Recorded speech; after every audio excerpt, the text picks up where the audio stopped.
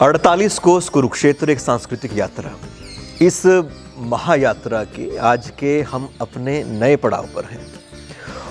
और ये जो तीर्थ है, इस तीर्थ का उल्लेख पुराणों में मिलता है अनरख तीर्थ के नाम से। ये जगह ऐसी है कि जिसका महाभारत में उल्लेख मिलता है, पुराणों में उल्लेख मिलता है। और इस तीर्थ के पूर्व में ये माना जाता है कि ब्रह्मा जी का वास है, दक्षिण में शिव का, पश्चिम में रुद्र पत्नी का और उत्तर में भगवान विष्णु विराजते हैं। तो आज हैं हम श्री भीष्म कुंड नरकातारी में।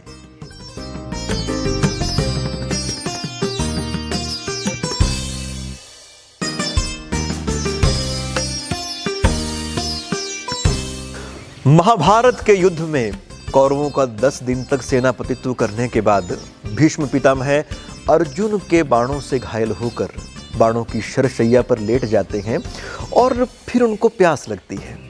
उनके पास कौरव होते हैं, पांडव होते हैं। कौरवों को जैसे ही उनके प्यास का पता चलता है, वो दौड़ कर जाते हैं और बड़े बड़े पात्रों में सुगंधित जल लेकर आते हैं। पर भीष्म पितामह उस जल को अस्वीकार कर देते हैं।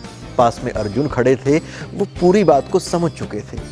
तो कहा जाता है कि ठीक इसी जगह पर जहाँ पर भीष्म कुंड के किनारे हम बैठे हैं, ठीक इस सरोवर के मध्य में अर्जुन ने पार्जन्य अस्त्र से यहाँ पर इस जगह को भेदा और यहाँ से फिर एक जलधारा प्रकट होती है। तो उसी जलधारा से फिर भीष्म पितामह अपनी प्यास बुझाते हैं।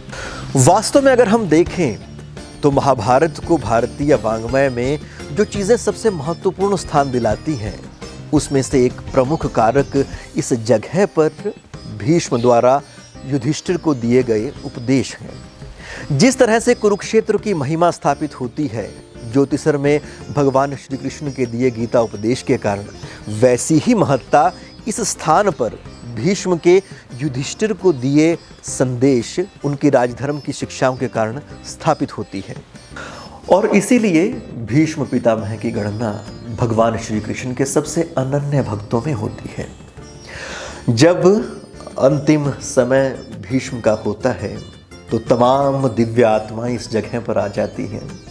सबके सब पांडव यहाँ पर होते हैं, माता गंगा यहाँ पर आ जाती हैं और भगवान श्री कृष्ण स्वयं उनको मुक्ति प्रदान करते हैं।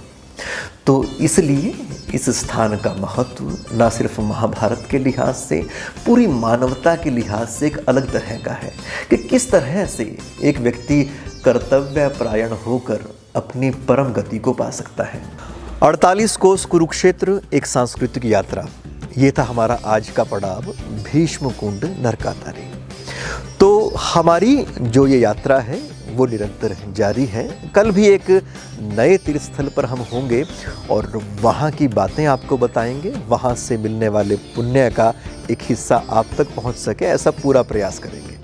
फिलहाल कोविड की वजह से गीता जयंती का हर बरस की भांति भव्य आयोजन उस तरह से नहीं हो पा रहा है, तो वर्चुअल यात्रा में आप हमारे साथ बने रहिएगा। तो फिलहाल आज भीष्म कुंड नरकातारी से जय श्री कृष्ण।